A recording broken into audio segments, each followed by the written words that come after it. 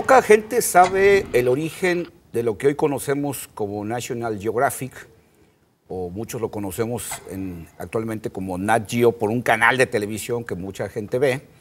Pero atrás de esto está una institución que tiene más de 130 años, que se fundó en los Estados Unidos y surgió a partir de un grupo de visionarios en aquel país que entendieron perfectamente que el contar con la información de lo que ese país tenía, tanto en recursos naturales, en geografía, en recursos materiales, y entre mayor información tuvieran, iban a permitir tener un mayor desarrollo económico y social. Hace 130 años en los Estados Unidos fundaron el primer instituto en América Latina que les permitió contar con esa información para el desarrollo. Claro, luego se convirtió en bajo un esquema de difusión en una revista y hoy en un canal de televisión. Pero esa es la importancia que tiene que un país, que un estado, que un municipio sepa con qué cuenta y dónde están esos recursos que se tienen. Nos hemos tardado mucho tiempo en México en desarrollar estas herramientas y tenerlas realmente al día y con la tecnología suficiente para que todos podamos tener acceso. Esa es la importancia, ese es el valor de contar con la información estadística y geográfica en un país, en un estado, en una región.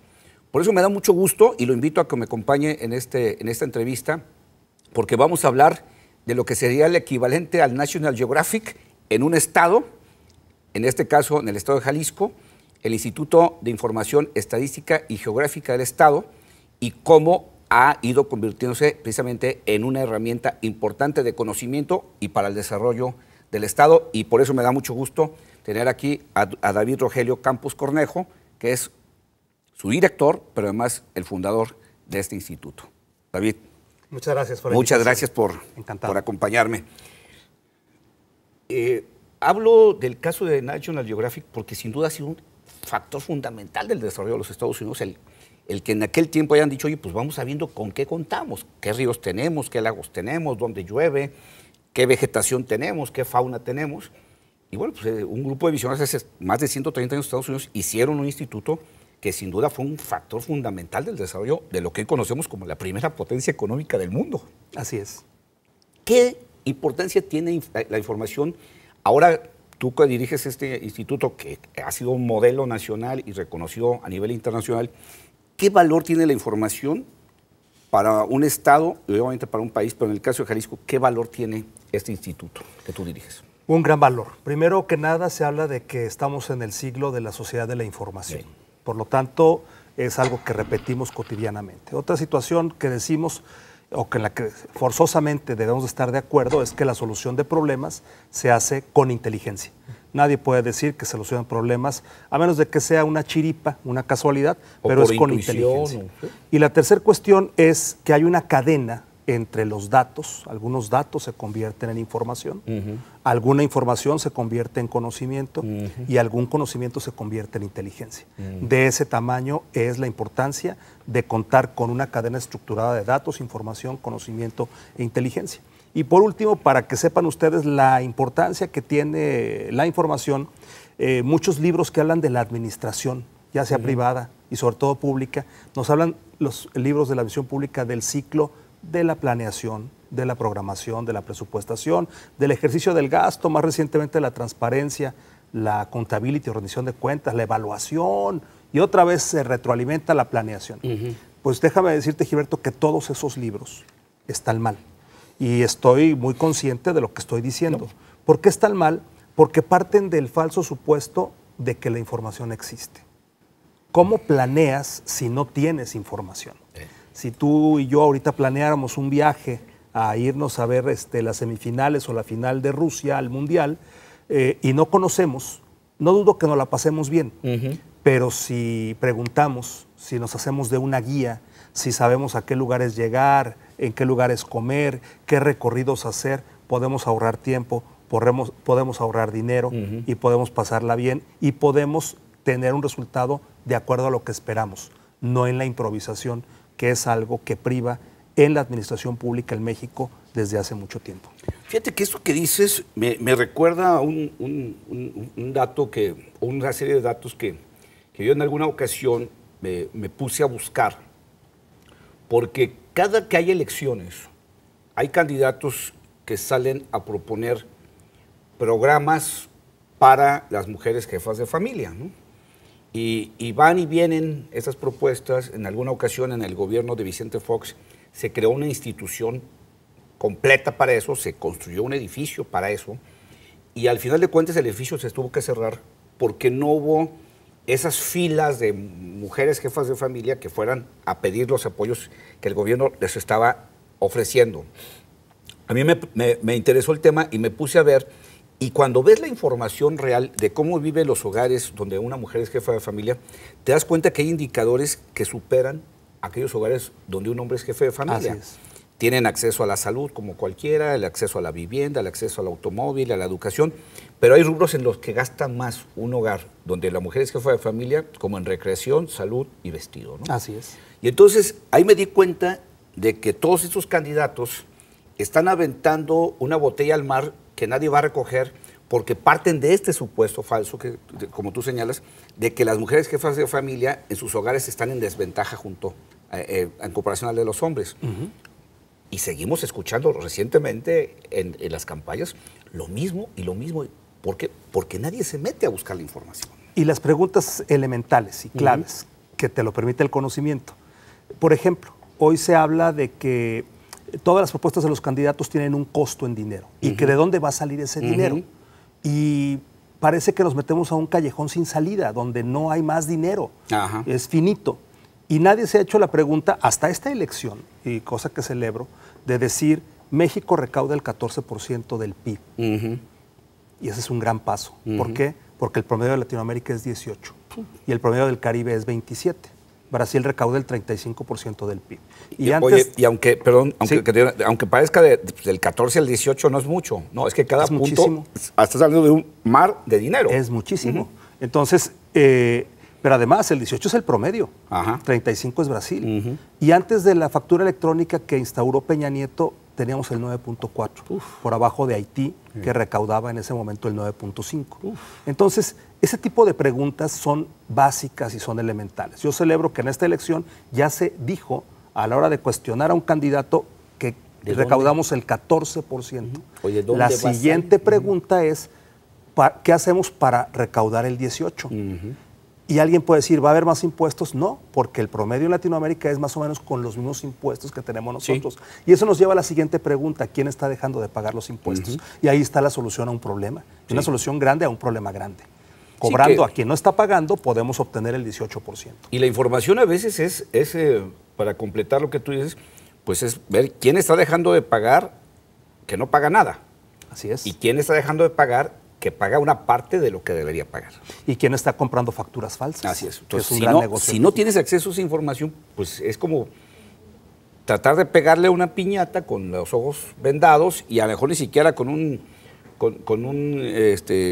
bat, le estás tratando de pegar con un palillo de dientes, ¿no? Así es. Así es muy complicado caminar, ¿no?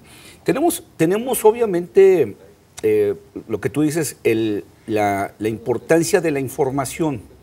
Sin embargo, creo que en este país nos ha costado mucho trabajo dar los pasos al tiempo y en la forma para tener esa información y ponerla a disposición de la gente, ¿no? Sí, desdeñamos la información. En México desdeñamos la información, nuestra cultura de información estadística es baja, lo dicen estudios internacionales, y hemos construido en los últimos 40 años con el INEGI una gran mina de información. El problema es que no tenemos los mineros que saquen esa riqueza, o los trenecitos para sacar ese mineral y los procesos para limpiar toda esa información. Y ese es el gran acierto que hizo el gobernador Aristóteles Sandoval al fundar el único Instituto de Información Estadística y Geográfica en México. Y entonces, ¿qué hace ese instituto? Bueno, pues tiene mineros que van a esa mina, extraen, analizan la información y la dan con algún procesamiento para que sea de mayor utilidad, de mayor accesibilidad para los empresarios, para los periodistas, para los estudiantes, para los propios funcionarios públicos. Entonces, ese es el éxito de este modelo. Sí, porque es esta cadena de la que tú hablas de, bueno, pues, si tengo la información, pues la información por sí misma no me sirve de nada. Me va a servir en la medida en que concluya las últimas 2 etapas de convertirla en conocimiento y en inteligencia para que realmente tenga utilidad, porque los números por sí, ahí están. Yo recuerdo en algunas ocasiones que yo visitaba el INEGI tratando de buscar información y sí, de pronto me entregaban un disco para computadora o una USB con información y pues tú te llevas una información en un dispositivo de esos y dices, ¿y ahora qué hago con eso? ¿Cómo yo lo puedo interpretar? Porque yo no me dedico a eso, ¿no? Un ejemplo que a mí me gusta poner que marca la diferencia entre datos e información es el siguiente. ¿Qué pasa si yo le digo ahorita a tu público que el colesterol lo traigo en 300? Van a decir que es una muy mala noticia. Ese es un dato nada más, que es algo malo. Pero si yo les digo que hace 3 meses lo traía en 500 o en 600, entonces es un dato bueno. Entonces es un dato Así bueno. es. Entonces los datos aislados, que muchas veces en el periodismo, celebro que últimamente ya no, se toman de manera aislada, no toman en cuenta la tendencia. Entonces, hay un dato y cuál es la tendencia. Y hay estadística que se lee en tendencia de largo plazo, no de un año para otro. También, que es entonces, por eso te digo, la cultura estadística es importante y creo que el instituto también ha venido contribuyendo en los talleres que cotidianamente organiza con académicos, periodistas, etcétera, a elevar el nivel de la cultura de información. David Rogelio Campos, tengo que hacer una primera pausa, un primer corte. Enseguida que regresemos, me gustaría que me platicaras cómo tú llegaste ahí y cómo llegaste a interesarte y a preocuparte por estas herramientas y por aportarle al Estado de Jalisco la construcción de esta herramienta. ¿Te parece? Claro que sí. Regresamos pronto, dale cambio.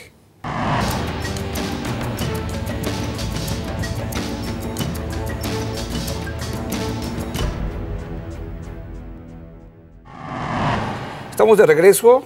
Aquí estoy con David Rogelio Campos. Él es el director del Instituto de Información Estadística y Geográfica del Estado de Jalisco, una institución que se ha convertido en un modelo a seguir en el país y en muchos lugares de Latinoamérica y del mundo, por ser una herramienta que realmente nos está permitiendo contar con información, no nada más en bloque, no nada más en el montón, sino información ya procesada, ya interpretada, ya analizada, que obviamente, como lo dijimos hace rato, es un factor fundamental el contar con esas herramientas para el desarrollo de cualquier sociedad y de cualquier comunidad.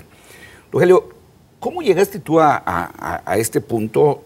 Tú estudiaste Ciencias Políticas en la Universidad de Guadalajara. Yo primero soy abogado, me titulé de abogado. Mi segunda carrera fue la de Ciencias Políticas, de la primera generación de esa facultad de la Universidad de Guadalajara. Que si somos un poco apretados en la interpretación, pues no tenían mucho que ver con esta información. Obviamente la segunda tiene una derivación en el uso de la información pública para interés público, pero digamos, tú no vienes de las matemáticas, de la estadística, ni de actuaría. Ni de la actuaría. Así es. Y después estudié una maestría en gestión pública con una especialidad en rendición de cuentas. Pero he participado en mi vida como editorialista, articulista, opinólogo de distintos medios. Y durante 7 años lo hice en Grupo Reforma. Y tuve una columna semanal hasta que entré a este cargo, que por incompatibilidad tuve que dejarla. Así es. Y desde un principio de esa columna, en el año 2006, yo me tracé el propósito firme de escribir con datos, con fundamento. Y me acuerdo muy bien... Perdón, que pocos lo hacen, desgraciadamente. Creo que cada vez más. Mi editora me dijo la primera vez, oye, esto no lo lee la gente, no pongas datos. Entonces yo le dije, es que hay que darle oportunidad a la gente, o sea, no lee datos porque nadie aporta datos. Entonces, cuando tú tienes cualquiera puede tener una opinión, pero cuando la fundamentas, tienes un argumento. Entonces yo siempre quise fundamentarla con datos históricos, estadísticos, etc.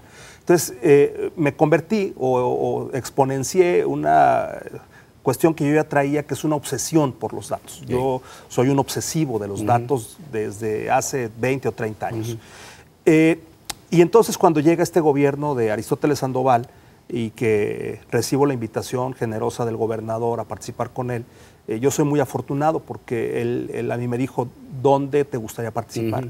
Sí, que pocos tienen esa opción de escoger. Y yo le dije, yo sé que usted, gobernador, va a fusionar el COEPO, el CEIJAR y el Instituto de Información Territorial para crear un organismo nuevo. A ver, teníamos 3 organismos. El primero, el Consejo Estatal de Población. Fundado en el 84. Que tenía únicamente la información sociodemográfica. De cuántos éramos y más o menos qué perfil teníamos, ¿no? Sí. El segundo. el Sistema Estatal de Información Jalisco, Ajá. con vocación económico-financiera. Un poquito como un INEGI, pero más enfocado a lo económico. Más a lo económico, Ajá. y que hay que decirlo, el gran mérito de haberlo creado de Sergio García de Alba y de Alberto Cárdenas Jiménez. Ok, sí, la primera administración de Acción Nacional. Así aquí, es. sí. ¿Y el tercero era? El Instituto de Información Territorial, Ok. también creado en el sexenio de Alberto Cárdenas Eso Jiménez. yéndose más a lo geográfico. Más a lo, a lo de recursos naturales y medio ambiente, okay, etcétera. perfecto. Sí. Entonces, yo le digo, De 3 se hace 1. Yo sé que que usted va a fusionar estos 3 organismos. Y me dijo, sí, eso lo voy a hacer. Y le dije, yo quiero dirigir ese nuevo organismo. Y soy sumamente afortunado porque él accedió a esa propuesta que yo le hice, y además le dije cuál era la idea de fusionarlo. Y después de estos años, y derivado de un equipo muy talentoso que tiene años ahí, o sea, el 80% de la gente que trabaja en el instituto ya trabajaba ahí antes de que yo llegara. Cuando digo terrible, me refiero a el potencial ya estaba. Sí, claro. Nomás nunca se les guió a lograr estos objetivos. O sea, tenían el potencial para haberlo hecho desde hace años. Tenían el potencial, y lo que se hizo fue un servicio civil de carrera de facto. Yo no me esperé a que hubiera un reglamento. Primero hay que respetar el talento no se inventa de un día para otro. Entonces es así como llego yo a dirigirlo, y derivado de todo este talento que hay en estos servidores públicos ejemplares, profesionales comprometidos, hemos dado resultados extraordinarios. Uno de ellos es que París 21, el brazo estadístico de la OCDE, ha dicho que este modelo es una buena práctica, sujeta a replicarse en otros lugares del mundo. El Banco Mundial igualmente, la Comunidad Andina de Naciones,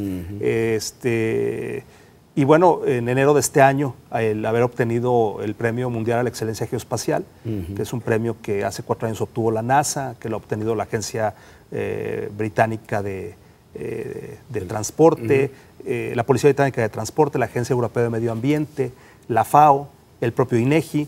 Entonces, esto demuestra que desde el sector público se puede innovar, se pueden hacer las cosas bien, y es un buen ejemplo, es un legado del gobierno de Jalisco, de Aristóteles Sandoval, para que las próximas administraciones tengan mucho mayor fundamento de información para poder planear, para poder tomar sus decisiones. Ahora, yo creo que tú habías planeado o tenías en la cabeza una institución con este perfil, pero te diría, al final de cuentas, el resultado fue lo que tú veías, lo que tú tenías, digamos, la expectativa de crear, o se quedó corto o se quedó por arriba de tus expectativas, que hoy tenemos.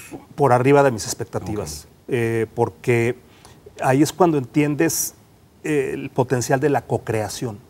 O sea, en la Junta de Gobierno del Instituto está la UDG, está el ITESO, está el TEC de Monterrey. En el Consejo Consultivo están todas las cámaras, están todas las universidades, está Jalisco Cómo Vamos.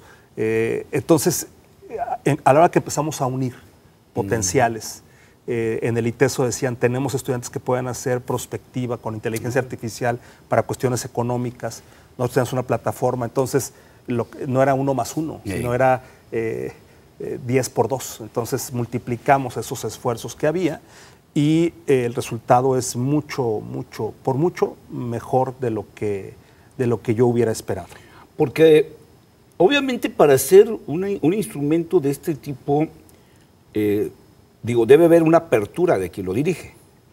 Cuando me refiero a apertura, debes partir de la idea de que la información es propiedad de todos, es pública, y por lo tanto hay que transparentarla y hay que compartirla y hay que dejar que entidades de adentro y de afuera y de donde sea la recojan, la analicen, la revisen y tengan una conclusión de eso.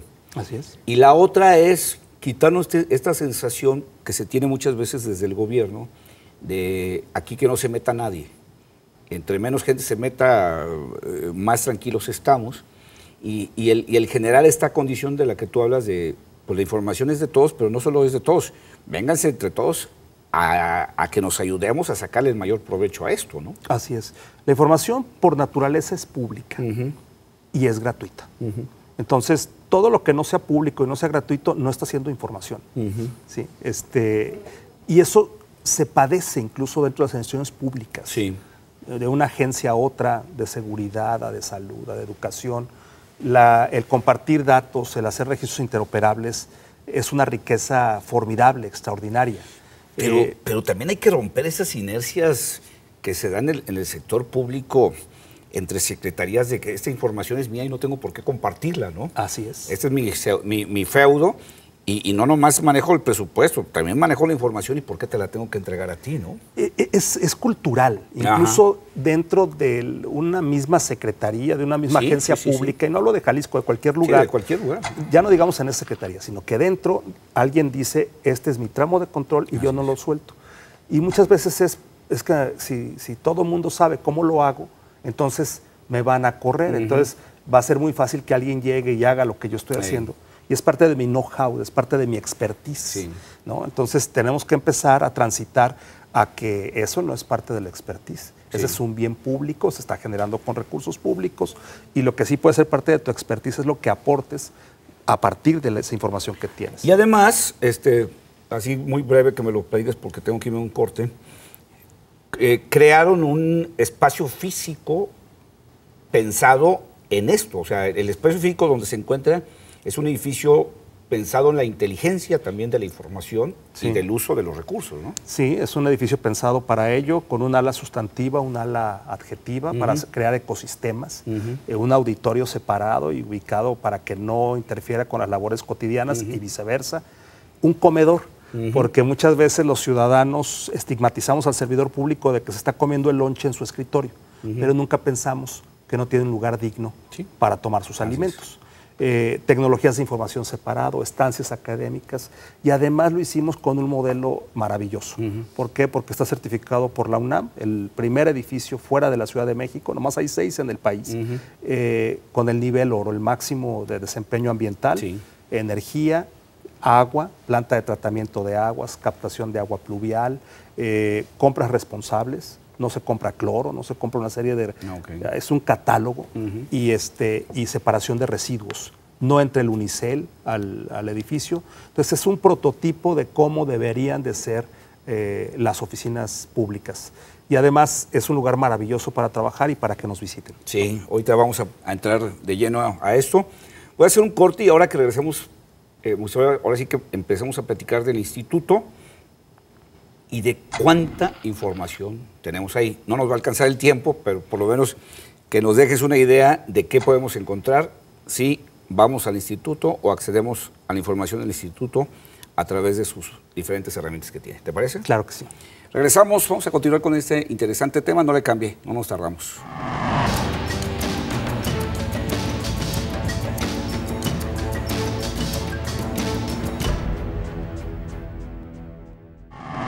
Dicen que información es poder y en muchas ocasiones nos hemos quejado de que la información está concentrada en unos cuantos poderosos, ya sean gobernantes, políticos, los empresarios encumbrados, pero la verdad es que hay mucha información que es pública, mucha información que está en nuestras manos, que en la mayor parte de los casos no sabemos que existe, no sabemos en dónde está, no sabemos a dónde podemos acudir. Pero en el estado de Jalisco existe el Instituto de Información Estadística y Geográfica, que dirige quien está conmigo hoy en esta mesa, David Rogelio Campos, y que tiene mucha información que nos puede servir a todos, y cuando me refiero a todos es a todos. Si usted está pensando en la tarea de su hijo, si usted está pensando en poner un negocio, si usted está pensando en comprar una casa y dice, quiero por lo menos saber que en donde la quiero comprar no se inunda, no tenemos inundaciones. Quiero saber si me puedo ir a invertir a un pueblo, a un municipio. Quiero saber si hay agua, quiero saber si hay escuelas, cómo están las carreteras. Cualquier cosa que se le ocurra que puede pensar en hacer, hay toda la información para que usted pueda tomar una mejor decisión desde el esfuerzo más pequeño que pueda intentar hacer hasta la inversión más grande que se le haya ocurrido. Por eso es tan importante la información y a veces nos quejamos de que no hay.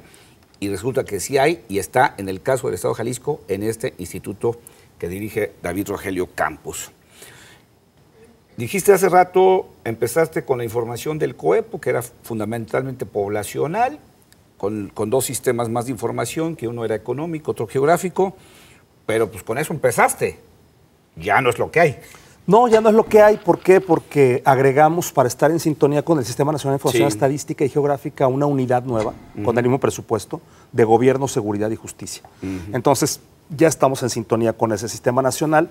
Y para decirle a tu público la información que tenemos y por qué es importante y por qué hay algo más, ahorita que tú dices, el INEGI puso el INEGI, la autoridad en la materia a nivel nacional, puso sobre la mesa 8 proyectos y dijo, sería conveniente, sería deseable que los 32 estados, las 32 entidades, contaran con estos 8 proyectos. Jalisco es el primer y único estado de la República o entidad que cuenta con los 8. Y el que nos sigue no tiene ni 7, ni 6, ni 5, ni 4. El que nos sigue quizás tenga 3. Ay, joder. Entonces, ¿qué te quiero decir con esto? Bueno, que una entidad tan importante y que es la autoridad como es el INEGI, al haber marcado esos 8, pensó que era útil para la gente. Y eso ya lo tenemos. Pongo 2 ejemplos. Cuando tú dices cualquier empresa, por más grande en el mundo que sea, efectivamente, contamos es un proyecto del INEGI que es el Centro de Promoción de las Inversiones. Ese proyecto lo tenemos en Jalisco. Y con ese proyecto resume todas las dudas que durante 30 años han planteado las empresas que quieren invertir en Jalisco, y esas dudas están resueltas. Que si pensamos en empresas que ya están en Jalisco ahorita, como Honda, Sanmina, Jabil, pues yo creo que cuando se instalaron, pues que hubieran dado por haber tenido en aquellos años esa información para poder acelerar su toma de decisiones, ¿no? Sí, o también lo que vivieron mis colegas de la Nación Pública, lo que se conoce en el argot burocrático como la noche de las pizzas, ¿no? Va a venir una empresa, pues tráiganse las pizzas porque hoy vamos a salir a las 2 o 3 de la mañana haciendo las fichas en papel para tener la información que están pidiendo esos inversionistas. Hoy, si un secretario del gobierno de Jalisco va a promover la inversión a otro lugar del mundo, no necesita llevarse extra equipaje con presentaciones. Él se conecta a internet, él entra al Centro de Promoción de Inversiones, como puedes entrar tú o cualquier persona, y ahí puede despejar todas las dudas que históricamente han hecho las empresas que han invertido en Jalisco o en México. Entonces ese es un punto. Otro punto es el mapa general de Jalisco. El mapa general de Jalisco, el INEGI nos lo entregó con 200 capas de información. Ahorita el mapa tiene 700 capas de información. A ver, para que podamos entender, cuando hablamos de capas, estás hablando de que una capa puede ser, por ejemplo, recursos de agua. Vamos poniendo una capa que sea zonas de recarga de acuíferos en la zona metropolitana de Guadalajara. Entonces te va a pintar de un color en el mapa cuáles son esas zonas donde se recargan los acuíferos. ¿Y qué te parece que otra capa sea el tamaño del área metropolitana de Guadalajara en 1993? Las dos las tenemos, hay 700. Para que vayas viendo cómo se ha desarrollado. Pero además esas 2 capas te van a permitir ver dónde en 93 había casas o fraccionamientos o calles en donde ya eran zonas de recarga. Pero ¿qué te parece si luego le ponemos una capa con el tamaño del área metropolitana de Guadalajara del año 2014? Y entonces vamos a ver cómo hemos irracional y torpemente invadido las zonas de recarga de acuíferos. Y entonces cuando la autoridad te dice que no tires agua, no tires basura porque vas a tapar las alcantarillas, eso es mentira. Ese es un problema del 2%, del 1% que produce una inundación. El problema grave es que estamos llevando casas, fraccionamientos, avenidas a zonas de recarga. Y con el debido respeto, si me permiten la expresión, ni Dios pudo con el agua. Dicen que abrió un rato el mar, pero fue un rato. Sí, luego se volvió a cerrar. Y luego dicen que caminaba en el agua, pero yo creo que fue una vez. O sea, no lo hacía diario. No hay referencia de... No salía a correr diario. De que era su costumbre. Exacto. Entonces, se podrá poco, pero contra el agua no puedes. Y entonces hemos sido muy torpes como sociedad. Y además, a mí me llama la atención algo, Gilberto. Cuando hay quienes quieren salvar a Temacapulín, y yo respeto esa lucha, porque incluso mis antepasados son de ahí, de Temacapulín, ahí hay 160 casas. No estoy menospreciándolo. Está bien. Vamos diciendo que todos estamos de acuerdo en que no se inunde. Pero ¿por qué entonces todos nos callamos cuando en los últimos años en Tlajomulco, El Salto, etcétera, hemos llevado más de 20,000 casas a zonas de inundación?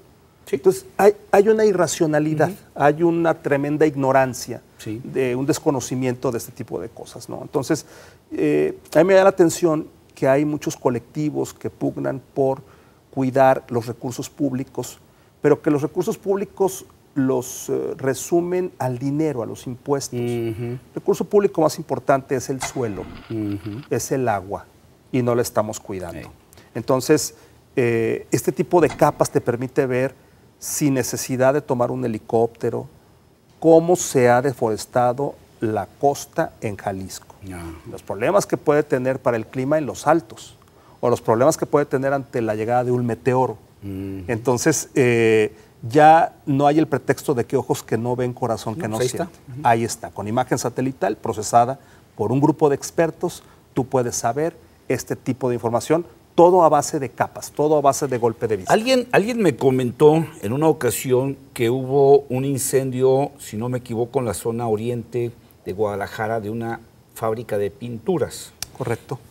Y me comentaron que el instituto que tú diriges, en cuestión de minutos, había compartido información con diferentes secretarías, con diferentes entidades del gobierno del estado de Jalisco, para decirles, oigan, aquí hay escuelas, oigan, aquí hay otra fábrica que tiene gas, ¿no? A un lado había una fábrica que tenía. Aquí hay otro lugar de riesgo, aquí hay esto, aquí hay esto.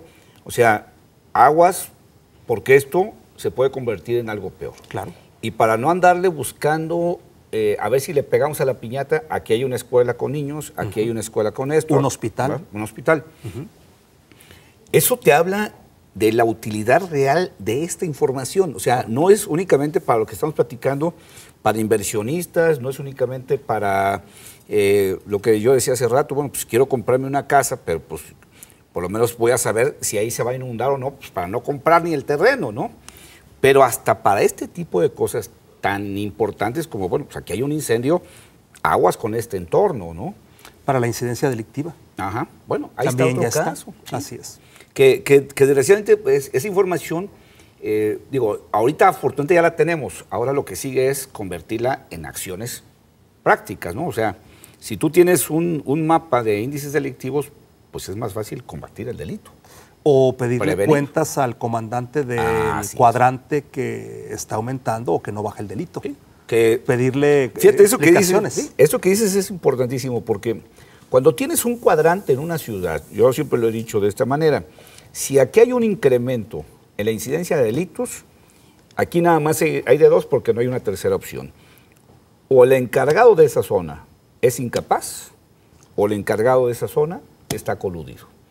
No hay de otra. Entonces, si hay un incremento, pues sí es que pedirle cuentas, o no puede o no quiere. Así de sencillo. Y bueno, hemos llegado a un nivel de inseguridad en todo el país que pareciera que nos urge saber esto, ¿no? Así es. Bueno, voy a tener que hacer un último corte, ya se nos está yendo el tiempo, desgraciadamente.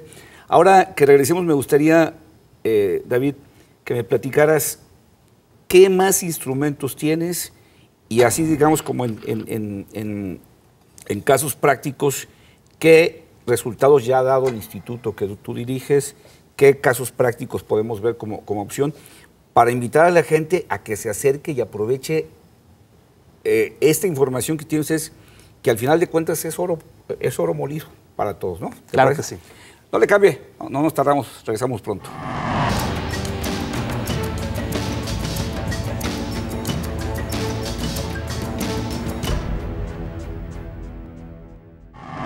Estamos de regreso, estamos aquí, estoy platicando con David Rogelio Campos, el director del Instituto de Información Estadística y Geográfica del Estado de Jalisco, y estamos hablando de esto que yo decía hace rato, la información es poder, pero ahora resulta que la información está al alcance de todos, por lo tanto, pues cualquier ciudadano tiene el poder de la información en Jalisco si la quiere conocer y si la quiere utilizar, ¿no?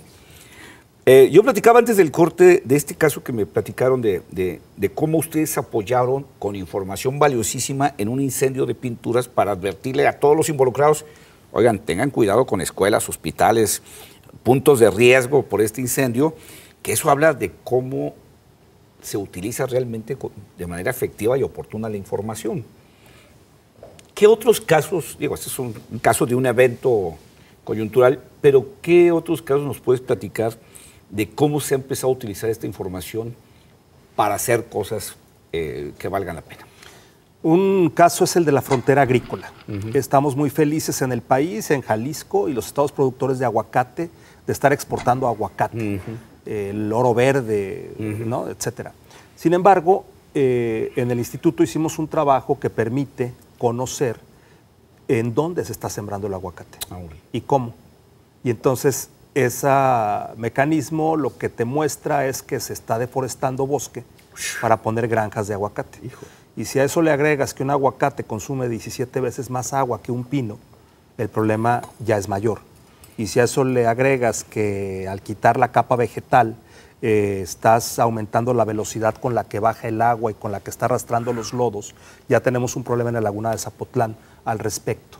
Entonces, y tenemos un acuífero además cruzado con otra información, que es el del sur, que están sobreestresándolo a una velocidad mucho mayor. Entonces, eso el oro verde se puede convertir en poco tiempo en una desgracia. Claro. Entonces, porque con aguacate no vamos a solucionar lo que solucionamos con agua. Nos va a salir más caro a futuro. Pero además sin agua no va a haber aguacate. Sí. Entonces, ese es otro caso muy claro de cómo el instituto ha actuado de manera concreta en esto. Otro caso, una inversión que se hizo en el anterior sexenio para un centro de desarrollo tecnológico de especies marinas para cultivar alevines y camarones en la desembocadura del río Tomatlán, y que el agua que estaban jalando del mar no daba la temperatura, la salinidad que requería el cultivo.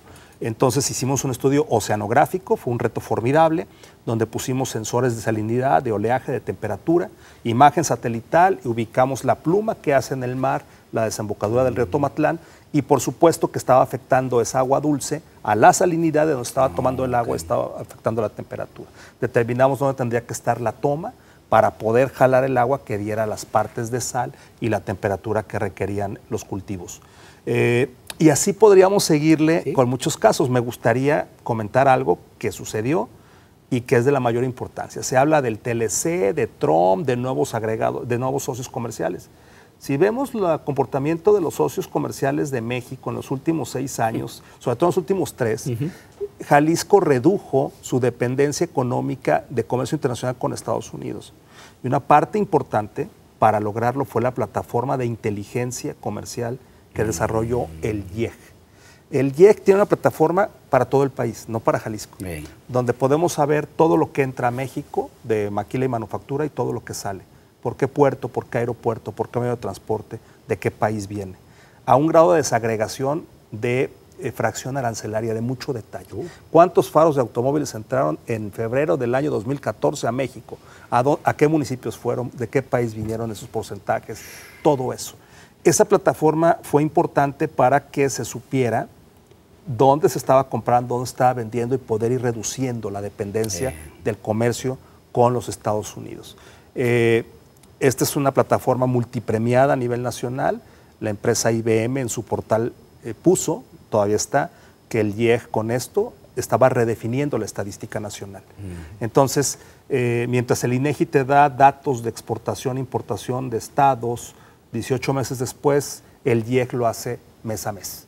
Y lo hace con un nivel de detalle que es muy útil para quienes se dedican a esto, ¿no? Entonces, detrás de esta plataforma que quienes nos están viendo pueden decir, bueno, ¿a mí de qué me sirve? Pues a lo mejor lo que están produciendo en su taller, en su empresa, sí les sirve. Y no se están dando cuenta de que que son proveedores de alguien que está actuando de acuerdo con esta información que se está explotando. Entonces hay muchos casos. Otro caso es el mapa de seguridad, del que hablábamos hace un momento, que permite conocer 17 tipos de delitos de alto impacto en el territorio por mapas de calor. ¿Dónde hay robo de autos? ¿En qué mes? ¿En qué año? ¿Dónde hay homicidios? ¿En qué mes? ¿En qué año? ¿Dónde se concentra esta incidencia delictiva? Y bueno, hay 80 productos como estos, de los cuales ahorita estoy mencionando algunos. Hay fichas de cada municipio con información muy detallada. Hay infografías que te permiten ver con toda claridad por qué el problema del tráfico, ¿no? O sea, en 15 años en Jalisco se han triplicado los vehículos, las motocicletas se han septuplicado. ¿Qué? Septuplicado, claro. Y los camiones eran 8,000 y hoy hay 11,000. Entonces, algo en lo que debemos de exigir todos es que haya más camiones. Queremos bajar gente del coche, tiene que haber más camiones para que esa gente se pueda subir a los camiones. Si eso da un punto de equilibrio o no al negocio del transporte, ese es algo posterior. La primera conclusión a la que se llega con una simple infografía es saber que hay más camiones, y eso yo no lo he escuchado de nadie. Sí, porque fíjate, yo cuando la gente se queja del tráfico, yo digo, pues es que tenemos un problema de colesterol. O sea, las venas son las mismas, lo que se ha llenado pues, es de sustancias que no deberían estar ahí. Si tú dices, se ha quintuplicado, septuplicado los vehículos. Las motos septuplicado, los camiones de carga duplicado y los coches triplicados. Sí, nada más que no hemos ni siquiera duplicado las vías de comunicación. Ni en los camiones de pasajeros. Entonces, pues, obviamente, pues tenemos un problema de colesterol porque por las mismas venas queremos que pase un montón de cosas y esto nos lleva a entender esa realidad. ¿Por qué? Porque lo que hemos visto como ciudadanos es, pues sí, haz más pasos a desnivel, haz más túneles, haz más puentes, pero el problema va a seguir. ¿Por qué? Porque tenemos un problema de exceso de vehículos en pocas venas, ¿no? Fíjate, yo recuerdo un esfuerzo que costó mucho dinero y mucho esfuerzo del sector privado, que ha ayudado al desarrollo de la industria tequilera y a la tranquilidad de la industria tequilera cuando se creó el padrón de agave, que mucha gente recordará que teníamos estos ciclos de sobredemanda, pues sobre oferta y suboferta de agave. De pronto había muchísimo agave o escaseaba el agave. Cuando el agave escaseaba, subía de precio, mucha gente decía, pues me voy a meter a esto. Cuando se cosechaba ya estaba sobreproducido. Y se generó un problema que duró décadas. Esa fue una inversión que hizo el sector privado, un poco con ayuda del sector público, para lograr, al fin de cuentas, lo que hoy es el padrón de agave, que ha permitido estabilidad. La estabilidad y el desarrollo pero eso fue un esfuerzo para una industria. Ahora, pues prácticamente creo que todas las industrias están ahí, ¿no? Todas las industrias, nosotros tenemos un monitoreo de sectores estratégicos también de todo el país. Ese lo hicimos en la lógica de clústeres de Harvard y te puede decir el clúster automotriz, el clúster de la moda, cómo está comportando en todo el país, empleo, inversión, etcétera. A mí no me gustaría, Gilberto, despedirnos sin decir dónde pueden encontrar toda esta información de la que hablamos. Es lo que ya platicamos, ahora sí, dinos, por favor, ¿cuántas formas de acceso tenemos a toda esa información? Tenemos 3 formas de acceso, básicamente. La primera es el sitio web www.ilatina, otra vez ilatina, EG, Instituto de Información Estadística y Geográfica, .gov.mx. En esa página ustedes pueden encontrar también un correo electrónico donde pueden hacer una consulta o muchas consultas especializadas. Si no está ahí, ustedes pueden preguntar la información que ustedes quieran saber y a vuelta de correo se contesta en un promedio de 3 o 4 días. Y también puede ser por teléfono, en el sitio web está el teléfono, y también pueden visitarnos en Pirule 71 en Ciudad Granca. Entonces pueden ir, pueden hablar por teléfono. Es Zapopan, sí.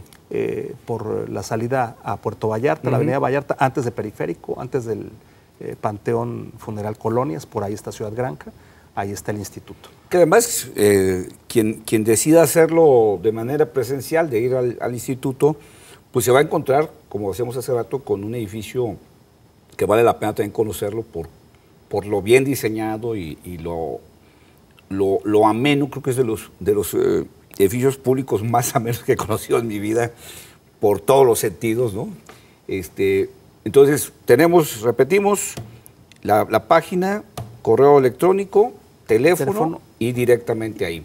Y obviamente esto nos da la opción a cualquier persona que se encuentre en el estado de Jalisco, en la zona norte, en la zona costa, en los altos, o hasta que se encuentre en los Estados Unidos, en Europa o Asia, de tener esta información que ahí está para todos, ¿no? Y ojalá nos visiten las escuelas eso sería muy los papás. Les voy a dar un dato. Si ustedes se meten a Google y buscan carreras mejor pagadas, si sus hijos están en edad de escoger una carrera, van a encontrarse que actuaría científico de datos está.